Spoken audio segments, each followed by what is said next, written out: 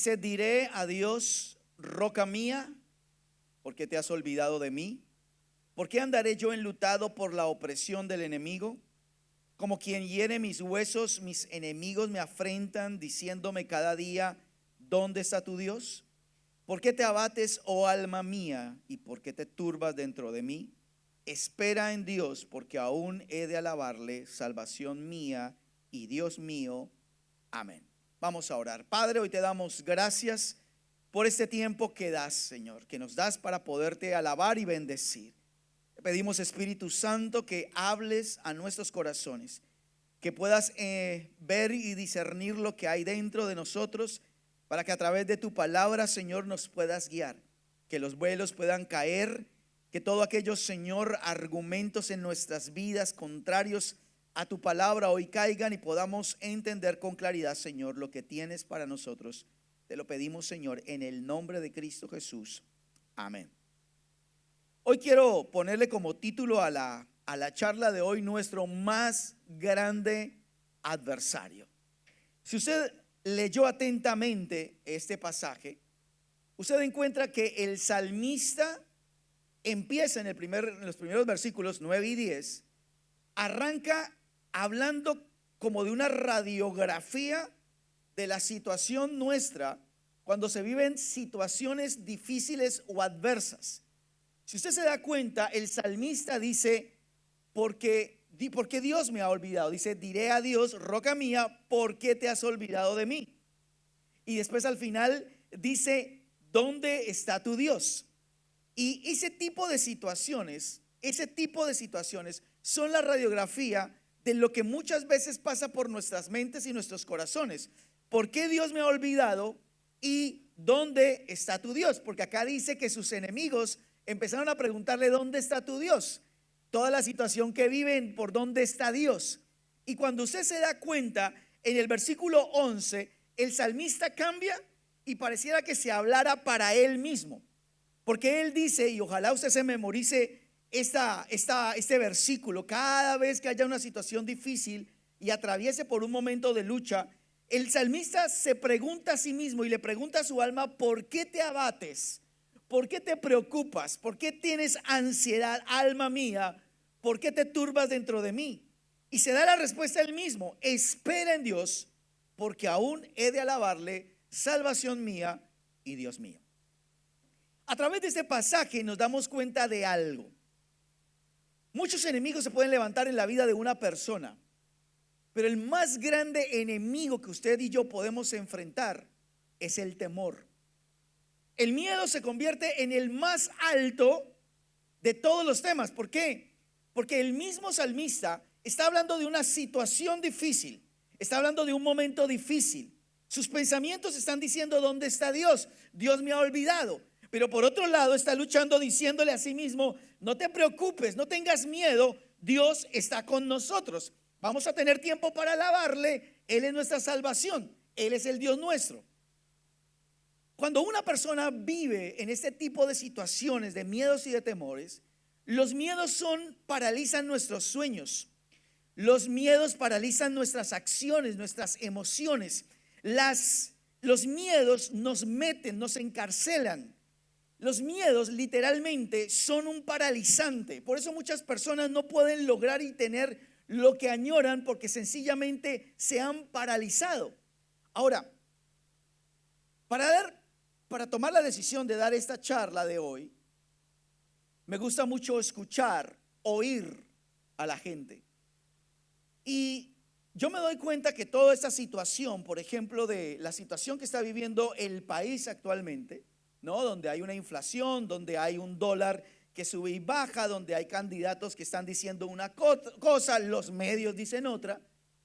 He empezado a ver que la gente empezó a tener miedo. Y esto sencillamente no es solamente situación del país, estoy hablando de cualquier situación familiar, financiera, de salud. Mucha gente tiene miedo, temores que paralizan, no te dejan desarrollar bien. Y hoy precisamente yo quería hablarles a ustedes sobre eso, porque quiero dividir la charla en dos partes. La primera parte es donde yo quiero hacerles a ustedes una pregunta. La primera parte es una pregunta, las dos partes son realmente dos preguntas. La primera parte es: ¿por qué hay temor en mi vida? Y de una vez le contesto la respuesta: por falta de conocimiento de Dios. El temor y el miedo, escúcheme bien, cuando se presenta en su vida, cuando se manifiesta en nuestras vidas, el temor es ausencia de dos cosas. Primero, ausencia de fe, porque la fe no tiene nada que ver con el miedo ni el temor tiene nada que ver con la fe. Y lo segundo es la ausencia de la seguridad en el amor de Dios. Porque lo que dice la Biblia es que el perfecto amor echa fuera ¿qué? El temor. Entonces, si hay temor en nuestras vidas, significa que hay una inseguridad suya con respecto al amor de Dios en su vida. Cuando una persona se siente amada por alguien, no se siente insegura. Cuando una persona tiene confianza en algo, no tiene temor. Entonces, lo que la Biblia a nosotros nos maneja aquí en este tema es ese.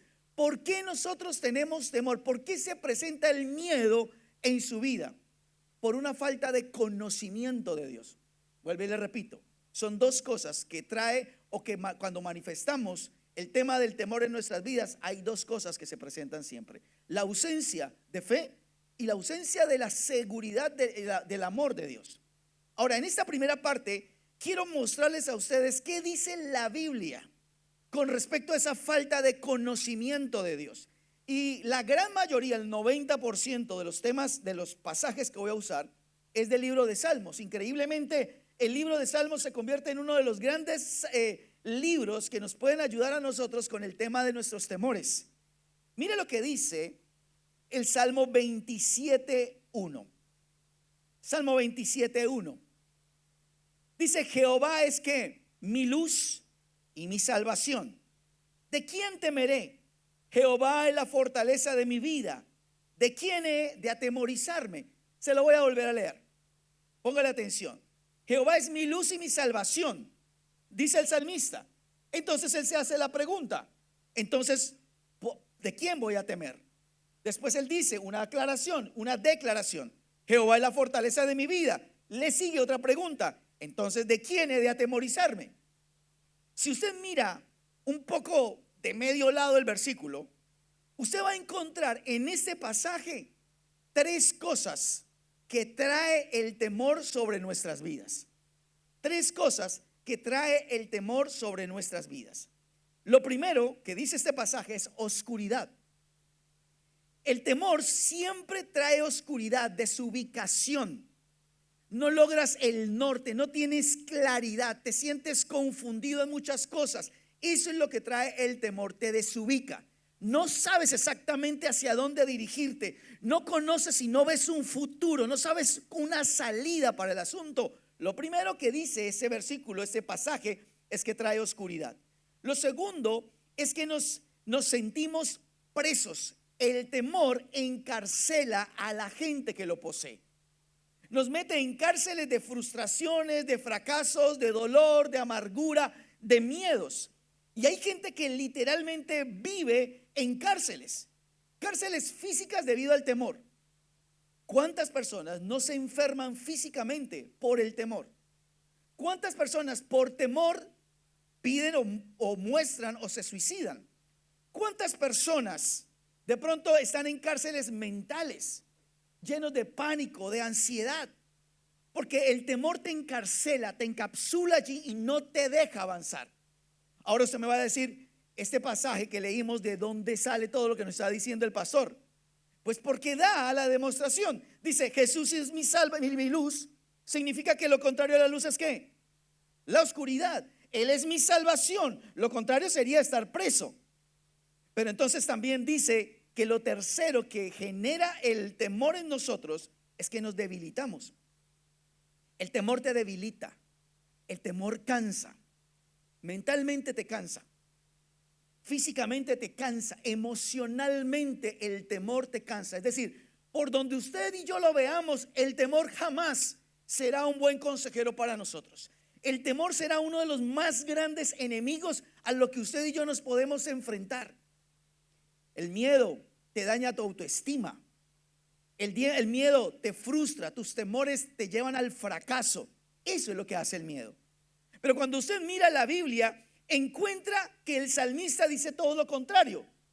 Dice, si ustedes están sintiendo eso es porque no saben, no conocen a Dios. Si Dios es su luz, no debería haber oscuridad. Si Dios es su salvación, usted no debería estar preso en el temor. Si Dios es su fortaleza, usted no estaría debilitándose, de pronto desmotivado, con los brazos abajo. Usted no debería estar sintiendo eso. Mire lo interesante que habla la Biblia acá. Si ustedes realmente conocen a Dios, que es su luz y su salvación, ¿por qué tienen temor? Si ustedes saben que Dios es su fortaleza, ¿por qué tienen miedo?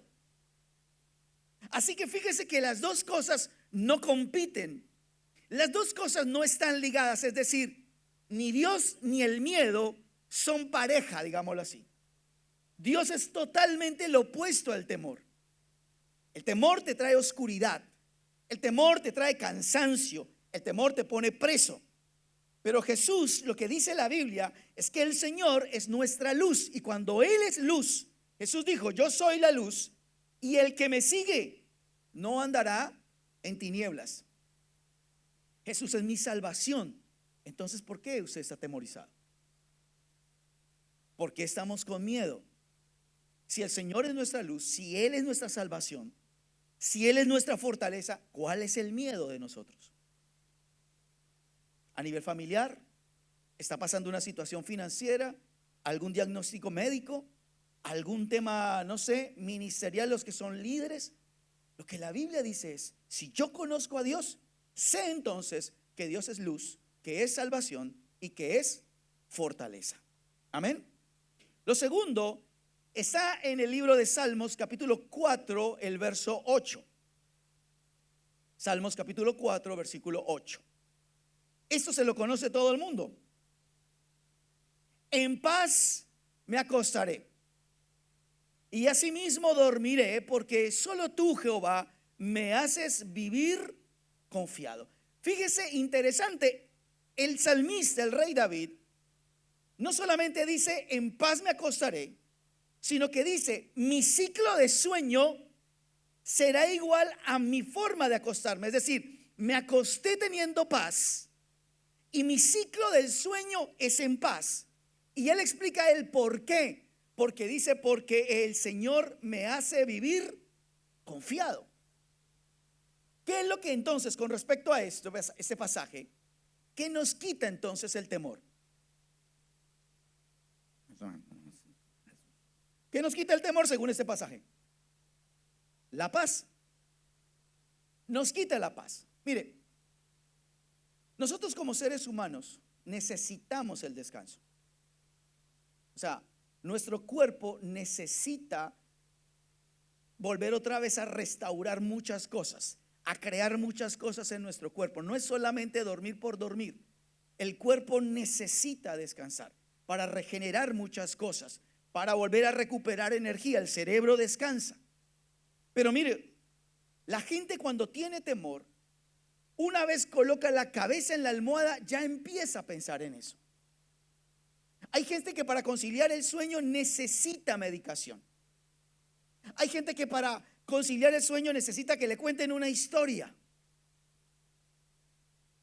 Y dicen, yo voy a poner una historia ahí. Ahora ponen una aplicación que dice, yo le cuento una historia por ahí. Cuando tú necesitas de una ayuda, significa que necesitas despejar lo que hay en tu cabeza. A veces pensamos cómo vamos a pagar, cómo vamos a hacer, lo que me va a venir y eso. Y si te logras dormir, tu sueño es intermitente muchas veces. Una vez de pronto te levantaste 3 de la mañana, fuiste a dar la vuelta, te despertaste y de una vez el pensamiento del problema y quedaste en blanco a las 3 de la mañana. Por la preocupación. No dormiste en paz, ni tampoco tu ciclo fue en paz. Te levantas cansado, te levantas preocupado, tu cuerpo no se pudo restaurar. Entonces hay un sinnúmero de situaciones que empiezan a moverse físicamente y mentalmente. Querida iglesia, los miedos nos roban una parte súper vital para nosotros, que es la paz. El miedo es todo lo contrario a la paz. El miedo trae esa parte que es tan importante en nosotros en cualquier sentido de la palabra. no solamente para dormir, necesitamos paz siempre. Paz con Dios, paz con los demás y paz con nosotros mismos. Pero los miedos empiezan a trabajar en la cabeza de una persona tanto que se roba la paz. Totalmente lo diferente a la paz es la intranquilidad, es la preocupación, es la angustia. Es sentarte o acostarte y no poder dormir. Yo sé que hay gente que dice, no, yo pongo la cabeza en la almohada y bien. Pero hay mucha gente que cuando está en una situación difícil, porque es muy fácil poner la cabeza en la almohada cuando todas las cosas van bien y duermes tranquilo. El problema no es ese, el problema es cuando hay situaciones donde hay miedos. Y entonces te acuestas y empiezas a pensar y a pensar y a pensar. Te duermes de pronto con un medicamento, con algún tipo de terapia, por fin te duermes, pero tu sueño nunca es tranquilo, nunca es profundo, no descansas nunca. Tu cabeza y tu cerebro siguen pensando. Por eso te levantas exactamente igual. El salmista dijo, yo puedo dormir en paz. Y esto fue falta de un conocimiento. ¿Cuál fue la falta de conocimiento? Él dice, yo me voy a dormir en paz, voy a dormir todo mi ciclo en paz, porque el Señor me hace vivir confiado. Entonces, si yo confío, si mi vida está puesta en las manos de Dios, entonces voy a dormir tranquilo. No hay problema. Pero cuando nosotros no hemos aprendido a confiar, a conocer a Dios, entonces pasa eso. Nuestro sueño no es en paz. Nuestro sueño no es en paz y nuestra vida no está en paz. Siempre hay una intranquilidad y eso lo hace el temor. El temor roba la paz de una persona. Lo tercero, Salmo 121, desde el versículo 1 en adelante. Dice, alzaré mis ojos a los montes.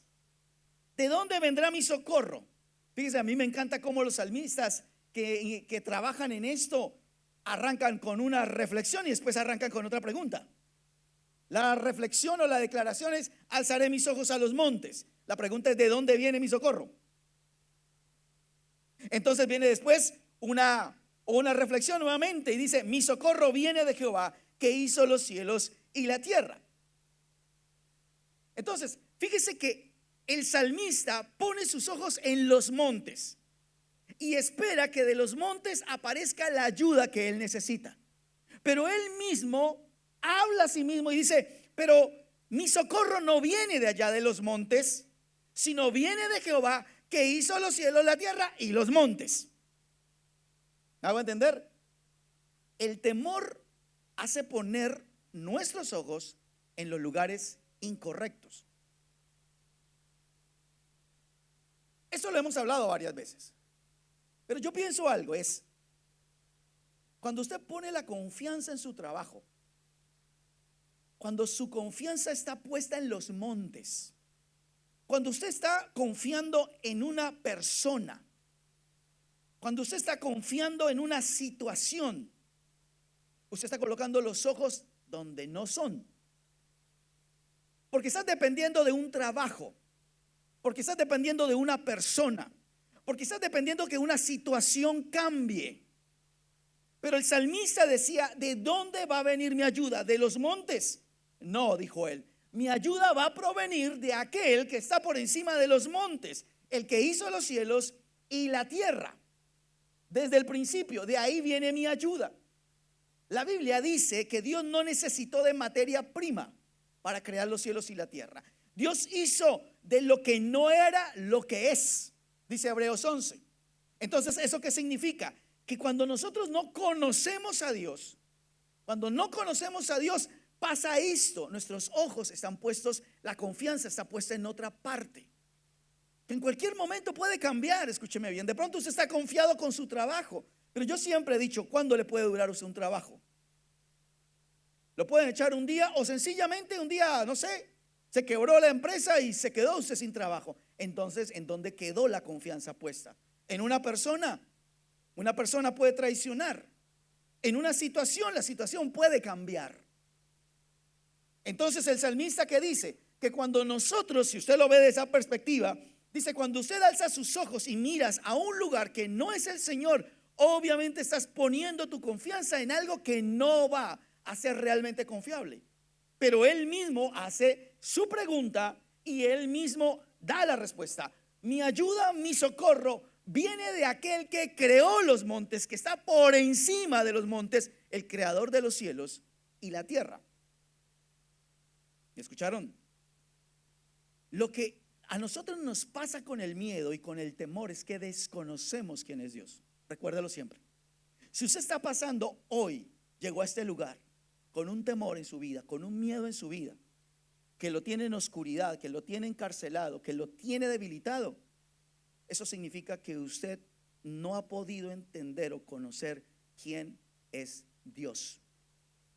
Porque el temor es ausencia de fe y el temor es ausencia de la seguridad del amor de Dios en nuestras vidas. En el siguiente punto, en esta primera parte, está el Salmo 31. Salmo 31, 1 dice: en ti, oh Jehová, he confiado, no sea yo confundido jamás, líbrame en tu justicia. Según este pasaje, ¿qué quita o qué trae más bien el temor a nuestras vidas? Confusión. Pero mire esto, el salmista dice: Señor, en ti he confiado. Significa que no voy a ser confundido jamás. Yo le he explicado muchas veces y le voy a volver otra vez a explicar y a enseñar. El miedo siempre trae confusión, que es parte de la oscuridad. Siempre trae confusión. La confusión normalmente nos lleva a tomar malas decisiones. Cuando estás confundido, confundida, tomas las peores decisiones en tu vida. La confusión, dice la Biblia, cuando hay confusión, Dios no está metido en el asunto. Dios no es Dios de confusión. Cuando tú estás andando bien en algún área de tu vida, están bien las cosas, hay una paz. Obviamente es una parte. Porque hay gente que dice: pastor, eso es yo lo que yo siento, paz. No, a veces la paz no es tan paz suya.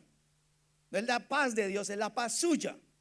¿Sí me hago entender? No es la paz de Dios, es la paz suya. ¿Qué significa? Yo quiero esto y tengo paz de que es lo que quiero, pero de pronto no es lo que Dios quiere. ¿Me hago entender? Cuando una persona no siente paz en algo, se siente intranquilo, confundido, no sabe qué decisión tomar, significa que Dios no está metido en el asunto. Dios no está metido en el asunto. Y es mejor ahí quedarse uno quieto, precisamente para evitar uno cometer un error. Pero volvemos al mismo punto. ¿Qué es lo que dice la Biblia? En Jehová he confiado. Si nosotros estamos confiados en Dios, si hemos puesto nuestra confianza en Dios, no vamos a ser confundidos. Que el uno dice que el uno dice que el otro candidato, que el otro dice que el dólar, que la inflación. Dios mío, estamos confundidos. Usted no puede estar confundido. Esta nación está en la mano de Dios. No está en manos de hombres. Si usted es de los que piensa que esta nación está en manos de hombres, no conoce a Dios. Si esta nación estuviera en manos de hombres, significa que Dios ya le dio la espalda a Argentina, y eso sí sería muy grave.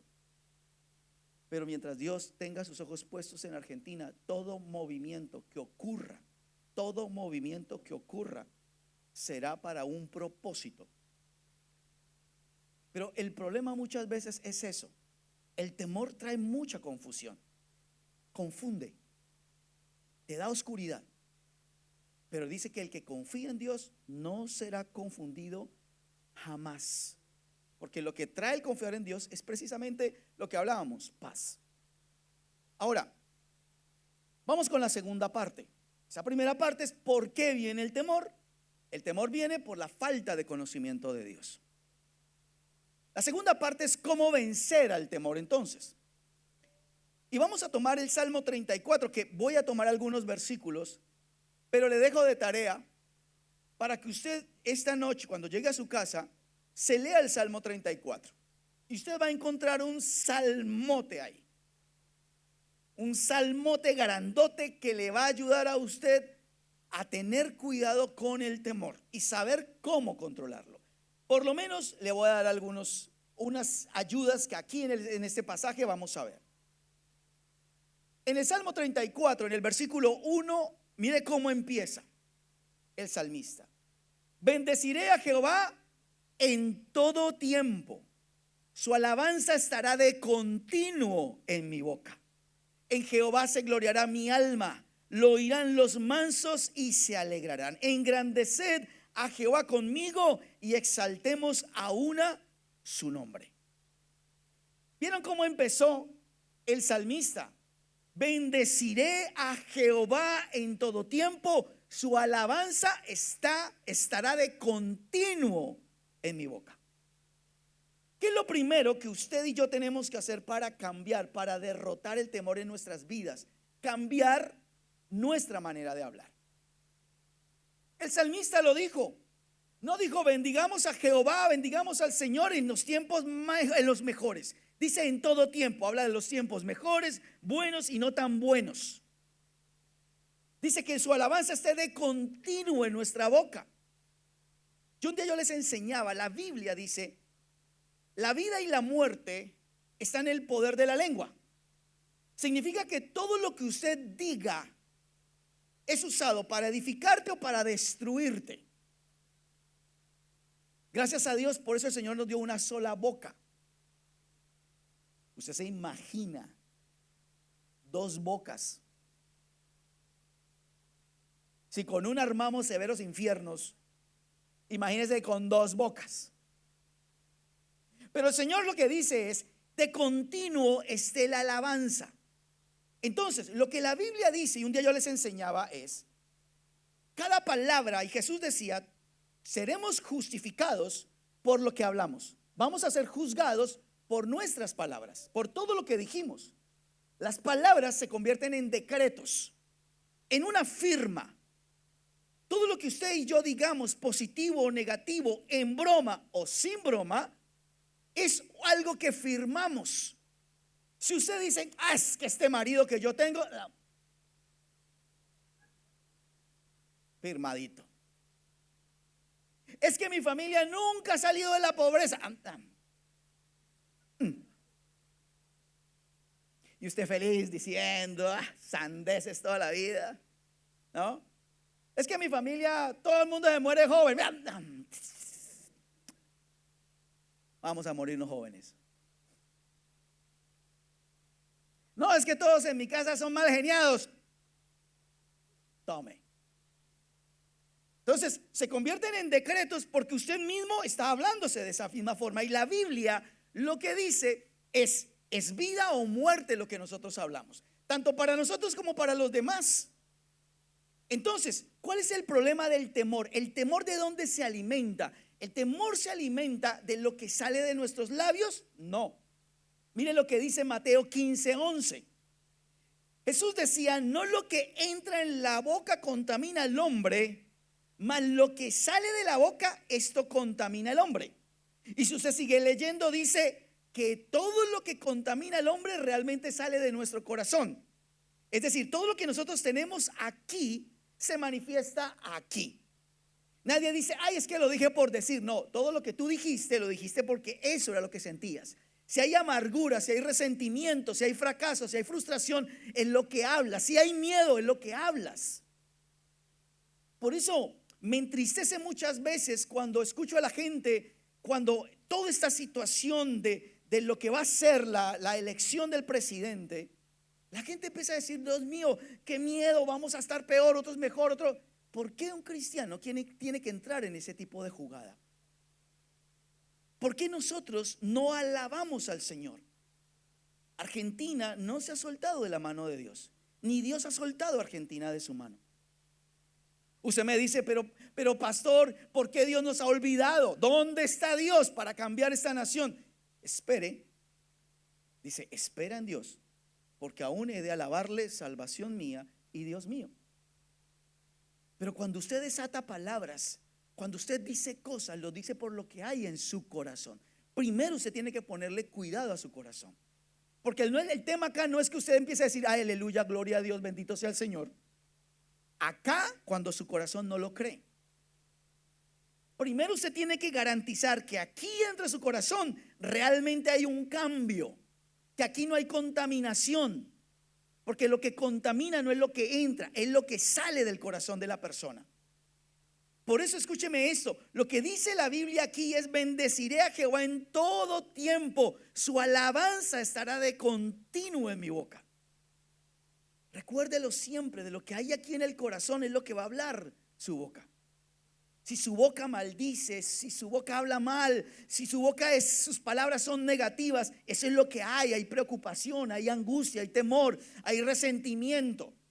Si en su boca hay murmuración, hablar de otra persona, dañar la imagen de otra persona, eso es lo que hay en su corazón, no en su boca. Su boca sencillamente es el fruto de lo que hay en su corazón. Pero la persona que adora, la persona que le da gracias a Dios, la persona que cuando ve toda esta confusión dice: yo sé que el Señor tiene el control de todas las cosas, y me imagino que ustedes orarán por Argentina.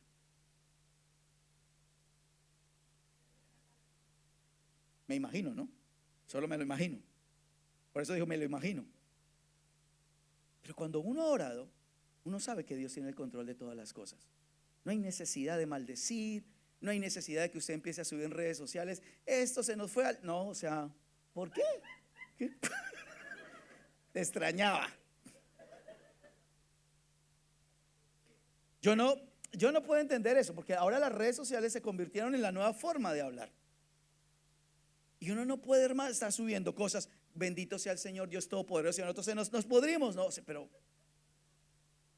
o sea, no es tiempo darnos palos los unos a los otros. Porque yo sé, hermano, que hay dos cosas que he aprendido en Argentina. Hay dos temas que no se hablan: política y fútbol, hermano, no se habla, por lo menos tranquilos. Porque a los de Boca entonces empiezan, le ganaron a los de River y empiezan por las redes sociales. Y viceversa, ¿no? Porque se dan igual. O si uno habla de política, ahí sí, hermano, alguien dijo: voy a votar por él, y el otro dice: pedazo de traidor, vende patria. No. Pero fíjese eso, siempre el tema en dónde radica. Eso es nuestra manera de hablar. Pero nuestra manera de hablar no depende en cambie su manera de hablar realmente, sino cambie su corazón, para que de esa manera su manera de hablar salga de verdad, conforme a lo que hay en su corazón. Si el temor está en su corazón, usted no va a hablar más sino de eso: miedos y temores.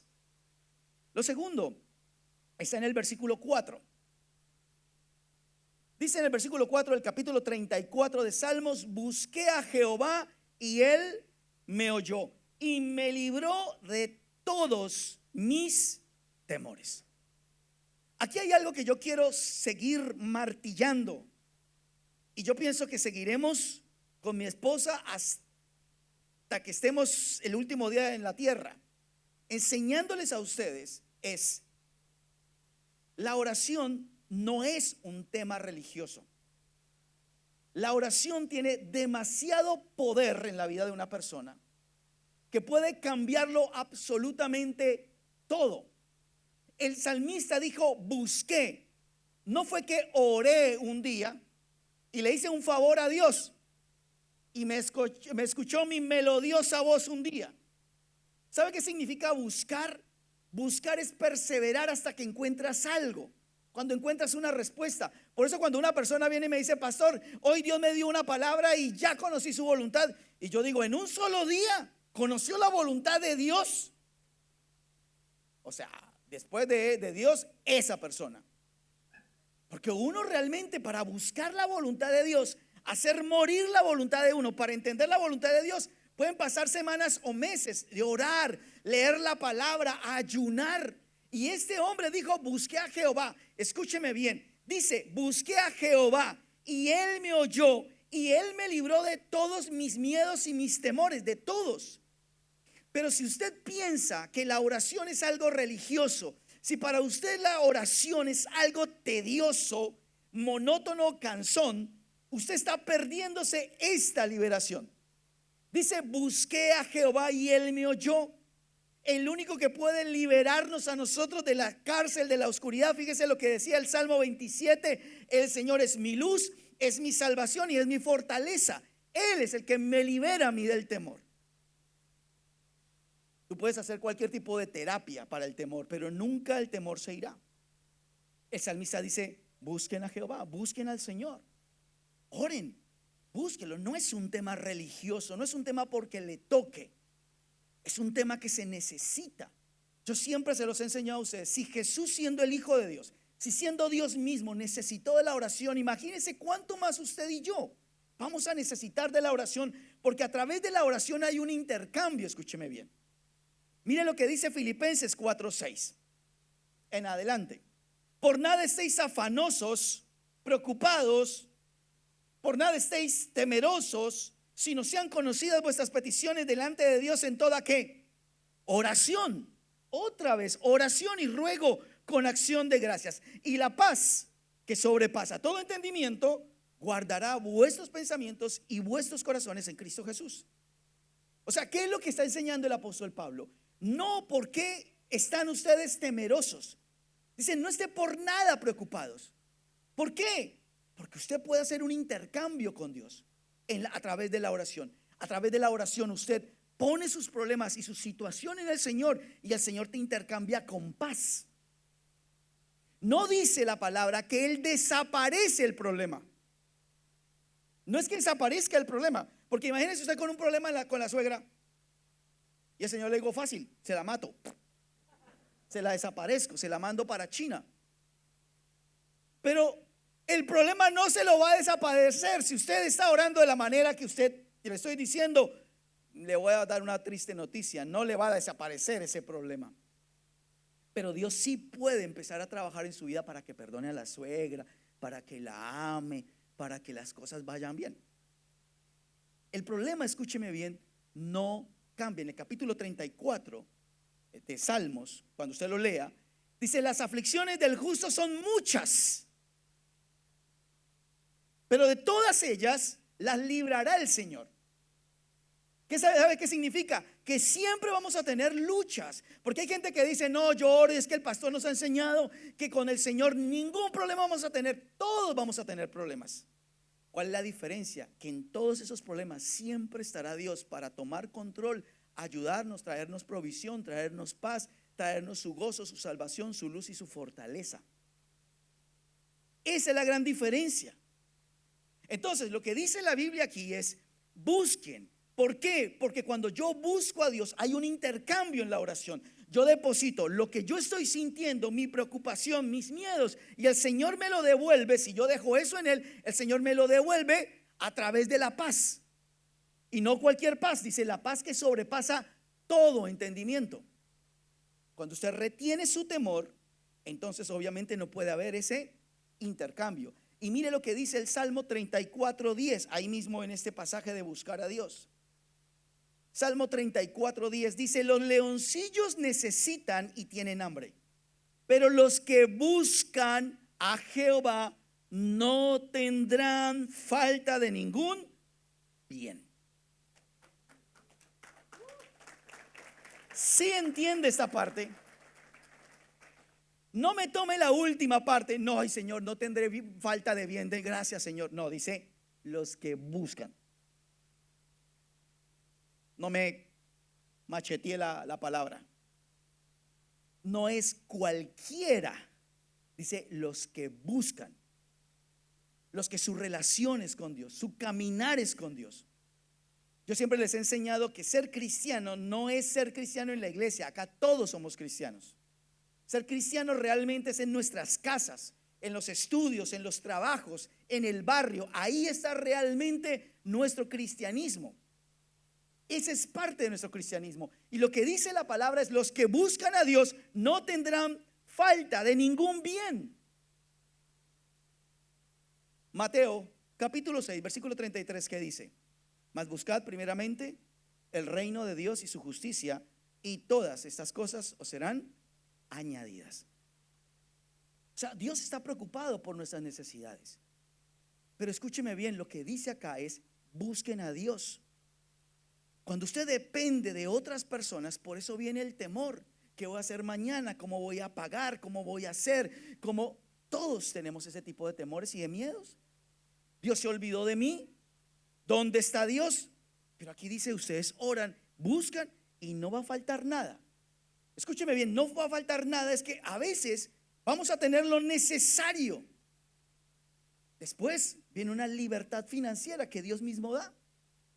Pero al principio te gastas y te llega para lo que necesitas. Ni te queda para un caramelo. Terminas y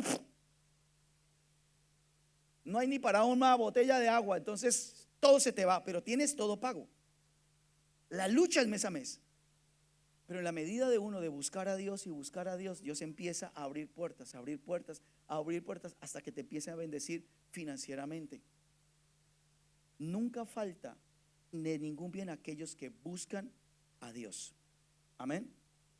Lo tercero está en Salmos 34:5, que ya lo habíamos hablado en la primera parte, pero aquí es importante también ponerlo dentro de cómo vencemos nuestro temor. Salmo 34:5 dice: los que miraron a él fueron alumbrados y sus rostros no fueron avergonzados. Volvemos a lo mismo, dice: los que miraron a él fueron alumbrados. Es decir, cuando nosotros ponemos los ojos en Cristo, es cuando nosotros recibimos la luz de él. Y mire, déjeme decirle algo. La Biblia en varias ocasiones dice que no serán avergonzados todos aquellos que han confiado en él, que esperan en él. ¿Qué significa eso? Nadie se va a burlar de ti, nadie te va a señalar, nadie te va a decir en dónde estaba Dios. Siempre Dios va a responder con un bien a aquellos que han confiado en él. Siempre. No es inmediato a veces no es inmediato. Un día yo les decía a ustedes que cuando con Betty empezamos nuestros primeros 6 años, nosotros estábamos muy mal financieramente. Cuando llegábamos a Navidad, nosotros no teníamos dinero para darle regalos a nadie. Y yo me acuerdo que tenía algunos cuñados y cuñadas que obviamente le estaba yendo súper bien, pero no eran cristianos. Y entonces ellos eran los que llevaban los regalos, y eso se llenaba ese árbol de Navidad de los regalos de todos ellos. Y uno así como bajado de nota, ¿no? Porque todo el mundo estaba recibiendo regalos y uno no había dado ni uno. Y yo me acuerdo que un día yo le decía eso al Señor: ¿por qué la gente que no te conoce sí tiene, y por qué los que confiamos en ti no tenemos? Y yo como que le decía al Señor: dame dinero como para pasarles por encima todo eso, ponérselos en la cara así, decirle yo también, mire cómo el Señor me bendice. Y bueno, la verdad es que Dios no trabaja de esa manera. Ojalá, si Dios trabajara de esa manera, bueno, habrían muchas cosas medio raras en la vida de uno. Pero yo me acuerdo, hermano, que nosotros no podíamos, no teníamos cómo, y ver la prosperidad de otros para nosotros era medio complicado. Yo sé que no soy el único en este auditorio que le pasa eso, que en su familia todo el preciso, el más mala gente, el más malo de su casa, tiene su propia empresa. ¿Sí? Bueno, tiene su propia empresa. Usted ahí, hermano, trata de hacerlo rápido como pueda, ¿no? Y agarra la bicicleta con lo rápido llegando, y el otro familiar, plata, con empresa, con auto. Usted viviendo por allá en un suburbio, el otro teniendo un departamento por allá con pileta. Y usted dice: esto es injusto. Yo soy el hijo de Dios, soy la hija de Dios, yo soy el que debería vivir en una pileta, debería vivir en una casa, ¿no? Y el mismo salmista, porque me encantan los salmos, porque los salmistas, el mismo en un pasaje, en un salmo, dice que no te causa envidia la prosperidad de los malos. Y es lo primero que nosotros estamos mordiéndonos un codo. Pero ¿por qué yo no? ¿No? ¿Por qué yo sí, yo no? Es un proceso. Y yo me acuerdo que así pasó después de los 6, 7 años, 8 años, pero empezamos a cambiar. Y todas estas personas que estaban prósperas, en un tiempo empezaron a caérseles sus empresas, empezaron a embargarles. El tema es que nosotros empezamos a ser el ejemplo para ellos. Sus matrimonios se destruyeron, sus empresas se destruyeron. Entonces yo digo, eso tardó años, eso no fue de la noche a la mañana. Pero cuando uno pone su confianza en Dios, Dios se encarga a uno de levantarlo, de alumbrarlo, de poner los ojos en Cristo. No ponga su mirada en otra cosa. el trabajo está bien, el estudio que usted está haciendo está bien, lo que usted está haciendo está bien, pero no ponga su confianza en eso. Tarde o temprano algo de eso se acaba.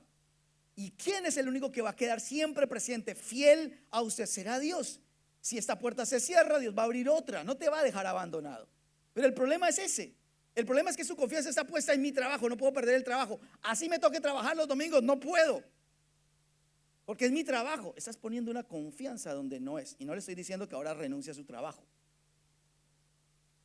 Que pues me diga, pastor, que es que vengo acá para ver cómo me van a ayudar. Puesto los ojos en Cristo, porque de esa manera somos alumbrados y no seremos avergonzados jamás. En ese tiempo, escúcheme bien, éramos avergonzados, pero no fuimos avergonzados toda la vida. Después muchos de mis cuñados, de mis cuñados y cuñadas empezaron a venir a la iglesia a conocer de Cristo a través de lo que empezaron a ver en nosotros. Dios nunca nos deja avergonzados a aquellos que estamos siempre poniendo nuestra mirada en Él. Siempre, no lo va a cambiar. Y por último, en el Salmo 34:7, mire lo que dice: el ángel de Jehová acampa alrededor de los que le temen y los defiende. Aquí con sinceridad, ¿cuántos se saben ese versículo de memoria? Levante la mano, a ver, levante la mano. Uy, no, re poquitos. Baila. Escúcheme esto, memorícelo también. Pero yo quiero que usted lea conmigo atentamente este pasaje y le ponga sentido a lo que está leyendo. Normalmente la gente siempre dice: porque el Señor, el ángel de Jehová acampa alrededor de los que le temen y los defiende, así que el Señor está con nosotros para defendernos y para protegernos. No es así. Así no dice la Biblia. No dice: el ángel de Jehová acampa alrededor de todos y los defiende. Acampa alrededor y defiende ¿a quiénes? A los que le temen. A los que le temen, no a los que tienen miedo, sino a los que le temen. Ahora, aquí le voy a enseñar algo. Cuando usted busca el significado de la palabra temor a Dios, siempre va a encontrar que es honrar, obedecer a Dios, ¿no? Eso es el temor a Dios. No es tenerle miedo a Dios. Pero yo quiero ponerles este ejemplo para que usted entienda qué significa el temor a Dios. Cuando nosotros, los que somos padres, los que algún día fuimos niños, todos tuvimos padres que nos amaban. Estoy hablando de papás normales, ¿no? No estoy hablando de un papá medio raro que nos trató o nos castigó, que no fuese papá amoroso. Pero un papá ama, un papá cuida, un papá protege, un papá está pendiente de sus hijos. Pero juntamente con todo ese amor, ese cariño y ese cuidado, los papás tenemos unos mandamientos, unas ordenanzas, tenemos unas normas que nuestros hijos tienen que cumplir. ¿De acuerdo? ¿Por qué? ¿Por qué usted y yo ponemos esas normas? Porque si no, no sé, un niño de 5 años estaría tomando cerveza a esa hora, a esa edad, ¿no? O uno de 6 estaría saliendo de la mano con la novia del colegio. Entonces, ponemos normas para cuidar a nuestros hijos. Pero nosotros como hijos entendemos que aunque nos aman nuestros padres, los honramos, los respetamos y los obedecemos, sabemos que si rompemos esas normas, tenemos unas consecuencias. Ese es temor a Dios, donde se guarda el equilibrio. Es decir, amamos y respetamos a Dios como Padre que nos cuida, nos protege, está pendiente de nosotros. Pero Él nos deja ordenanzas, mandamientos, normas. Y cuando usted y yo las rompemos, sabemos que hay consecuencias. Ese temor nos ayuda a nosotros, esa conciencia de respeto y obediencia y de no romper las consecuencias de rompimiento de las normas de Dios, es lo que nos lleva a nosotros a vivir una vida en el temor a Dios. Que tú puedes salir a la calle, que tú puedes hacer las cosas y ves, por ejemplo, un caso como por ejemplo la historia de José. ¿Se acuerdan de José? Que un día estaba allí y de pronto se le apareció la esposa de Potifar.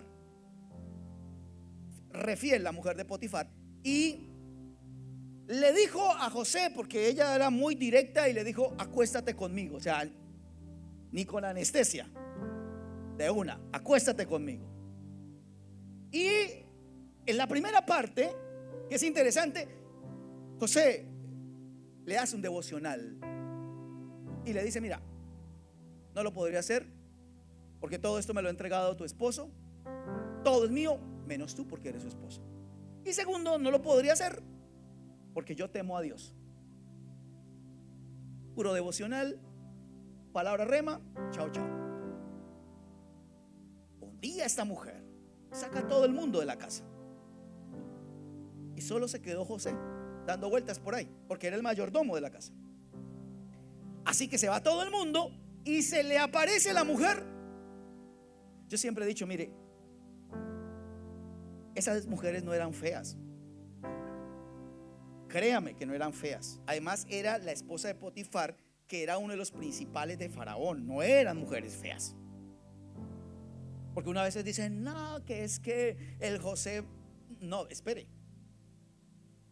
Se le presenta la segunda vez y le vuelve a botar la pelota igual. Acuéstate conmigo. Es que ni siquiera un besito. De una vez: acuéstate conmigo. Estaban solos en la casa. Él solo, yo solo. Estaba solo en la casa. Ya esta vez, escúcheme bien, ya no hubo predicación. Esta vez ya sabía para dónde iba el tema. Yo tengo algo en la cabeza con respecto a la historia de José. Yo pienso que José la luchó muy fuerte, tanto que dijo: yo prefiero largarme corriendo esto porque esto va a terminar mal. Ya no hubo la predicación. No dijo: mira, vuelve y te explico. No, esta vez ya no volvió a decirle lo mismo. Él mismo se dio cuenta. Esta mujer, yo me imagino que no venía con una pijama hasta acá. O sea, ubiquémonos en contexto. Es una mujer que le estaba diciendo: acuéstate conmigo. No venía con una ruana. Seguramente la pinta tampoco le ayudaba a José. Pero José tenía ¿qué? Temor a Dios. Sabía que si ese tema lo seguía, ya esta vez no podía hablar con ella. Ya había quemado eso. Pero esta vez era otra cosa. Así que él prefirió huir. Cuando lo agarró la mujer, le quitó la ropa, él salió en calzoncillos, dejó la ropa allí y después lo acusó de que trató de abusar de ella. Lo metieron a la cárcel. Pero él prefirió meterse a la cárcel injustamente antes de romper las normativas de Dios. Al haber hecho eso y al haber tenido temor a Dios, se convirtió en el segundo hombre más poderoso de Egipto años más tarde. Temer a Dios es eso. Hay momentos donde tú puedes hablar y hay otros momentos donde hay que huir. Queridos jóvenes, queridos novios, hay momentos donde hay que correr, no hablar. Eso es temor a Dios. Cuando soy consciente de que si rompo esto van a haber consecuencias. Así que por lo tanto ese temor me evita a mí de romper.